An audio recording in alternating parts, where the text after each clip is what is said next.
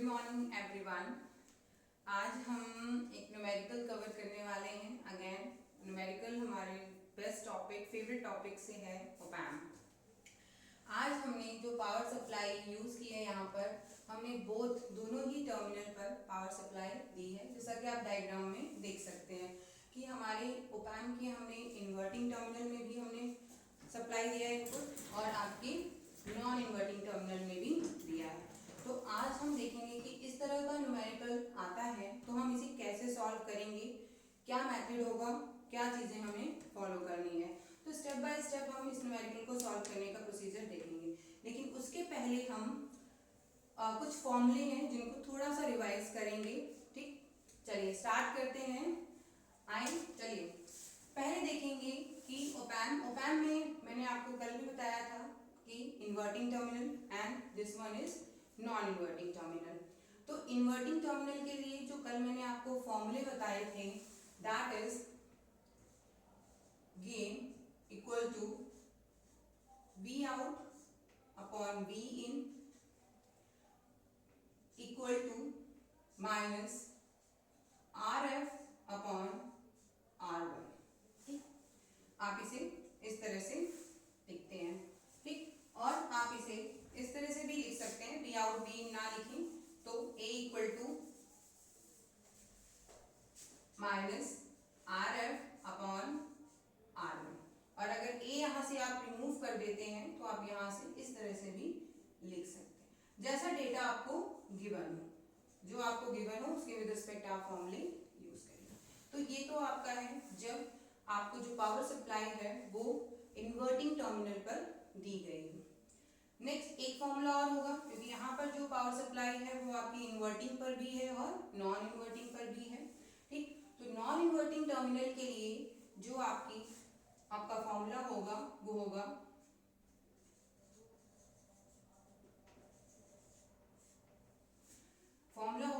आपका V out upon V in equal to 1 plus R F upon R one.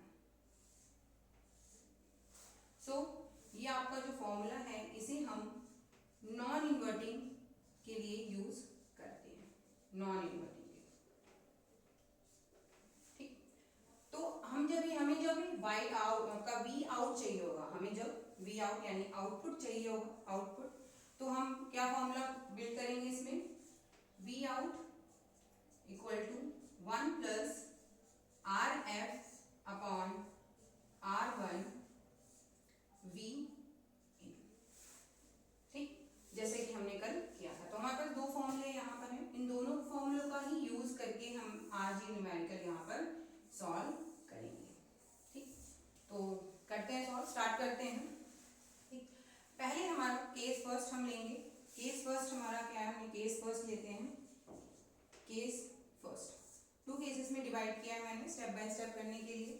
Case first में हम देखेंगे कि हम जब पावर सप्लाई सिर्फ इन्वर्टिंग टर्मिनल पर दे रहे हैं, कहने का मतलब सिर्फ V1 वोल्टेज जो है हमने अप्लाई किया है ओपैम्प में। ठीक, इन दिस टाइम क्या होगा, V2 आपका क्या होगा, हम अज्यूम करेंगे कि V2 आपका 0 है। तो ये हमारी क्या है, अजम्पशन है कि V2 क्या है, 0 है। तो हम इसे लिख लेते हैं, अज्यूम V2 इज 0।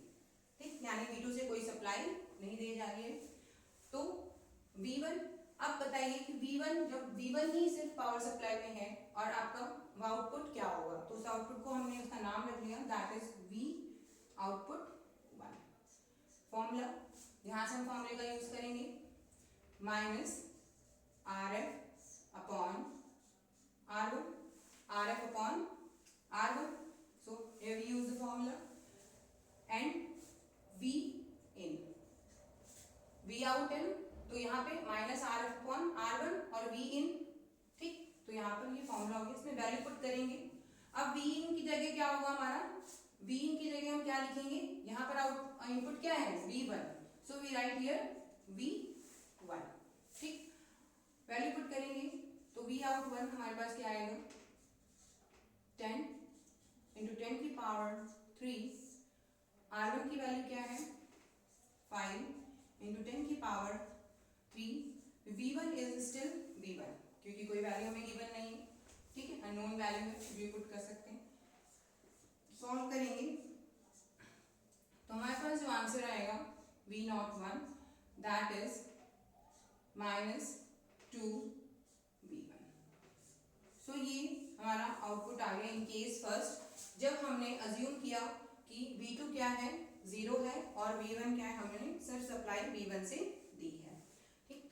अब सेकेंड केस में अब हम यहाँ पर देखें, सेकेंड केस देखते हैं एक बार, केस सेकेंड।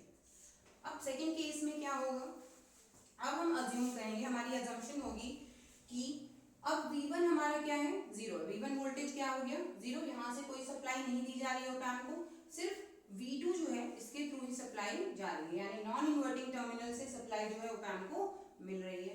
देन क्या होगा, अब यहाँ पे हमने अज्यूम किया है, क्या है आज हमारी अजम्पशन v1 इक्वल टू 0, ठीक।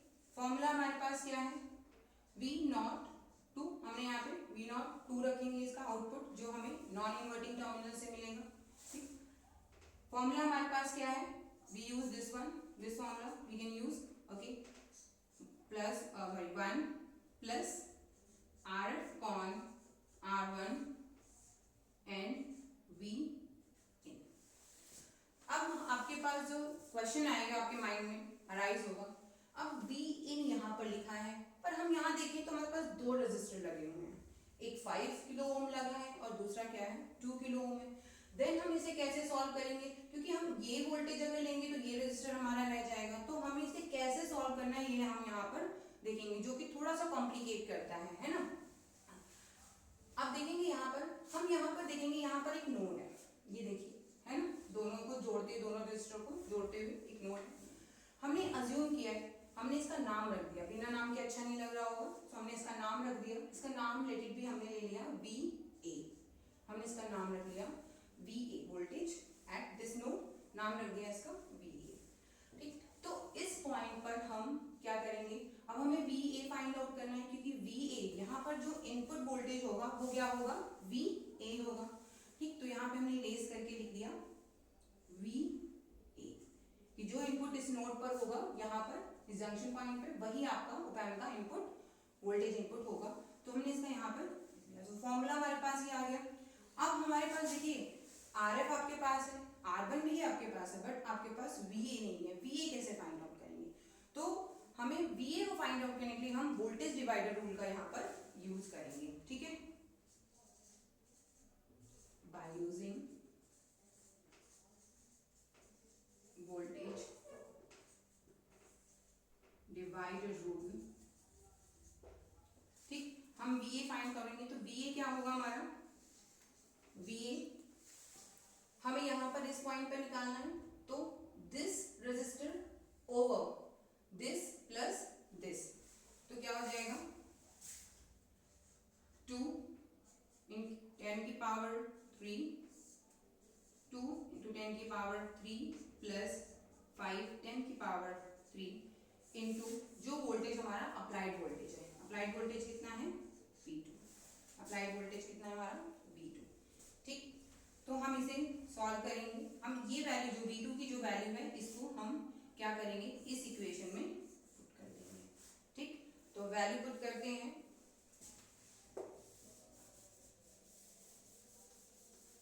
वैल्यू पुट करते हैं,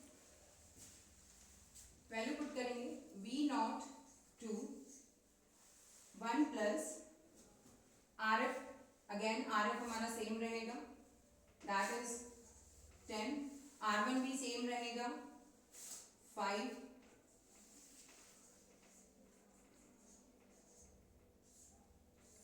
अब ये वैल्यू भी हमारी ऊपर चली जाएगी, ये वैल्यू भी हमारी कहाँ जाएगी ऊपर चली जाएगी, तो ये क्या होगा आपका 2 × 10 की पावर 3, 2 × 10 की पावर 3 प्लस, इसे ब्रैकेट में कर लीजिए 5 × 10 की पावर 3 इंटू V2, ठीक, ब्रैकेट क्लोज किया हमने, ठीक। अब हम इसे सॉल्व करेंगे, अब इसे हम क्या करेंगे सॉल्व करेंगे, ठीक। चलिए सॉल्व करते हैं। अगेन दिस वन दिस, यहाँ से भी आपके ये 3 कॉमन लेके कैंसिल हो जाएंगे, तो बचेगा क्या 1 प्लस ये 2 हो गया 1 प्लस 2, और यहाँ पे क्या रह जाएगा आपका, ये आएगा 2/7, कितना हो जाएगा 2/7 v2, क्या रह जाएगा 2/7 v2। तो ये आगे अब इसे हम फर्दर सॉल्व करेंगे, इस वैल्यू को हम क्या है फर्दर सॉल्व करेंगे। चलिए देखते हैं। तो ये तो आपका हो जाएगा 3 मल्टीप्लाई 2/7 v2 v02। फाइनली जो आंसर हमारे पास आएगा v02 वो क्या हो जाएगा 6/7 v2। This is the value we get from v2। तो हम देखें यहाँ पर, तो v1 हमारा v01 जो था वो -2 आ रहा था v1, एंड जो v02 है वो पॉजिटिव में वैल्यू आ रही है हमारी 7 और 6/7 v2। अब हम फाइनल आउटपुट देखेंगे। ये आपका ये इन्वर्टिंग टर्मिनल पर आपका आउटपुट होगा, और ये जब आप सप्लाई जो है आप नॉन इन्वर्टिंग टर्मिनल पर दे रहे हैं तभी आपका आउटपुट होगा। तो कॉमन आउटपुट आपको यहाँ पर क्या रिसीव होगा वो देखेंगे। तो हम क्या करेंगे, दोनों को ही ऐड कर देंगे, v01 एंड v02। तो फाइनल हमारा जो v आउट होगा that is sum of v01 plus v02। v0 is the final जो output है, that is the sum of v01 and v02। The output we get from inverting terminal and the output we get from non-inverting terminal. So we add both the outputs. Here put the value like -2 v1 plus 6/7 v0 v2। सो हमारे पास ये जो value है ये यहाँ पर final value आ गई। ठीक, अगर हमारे पास अब देखिए यहाँ पे हमने इसे फाइनल समराइज कर दिया। देखिए यहाँ पे अब v1 और v2 की अगर हमारे कोई वैल्यू गिवन होती तो एक हमारे पास एक इंटीग्रल वैल्यू आपकी यहाँ पर आपको मिल जाती है ऑब्टेन इन वोल्टेज में। बट क्योंकि हमारे पास v1 एंड v2 की कोई वैल्यू यहाँ पर हमने सप्लाई में नहीं दी है, सो यहाँ पे हमारे पास ये वैल्यू आ गई। So it's very easy. That's all for today. Thank you.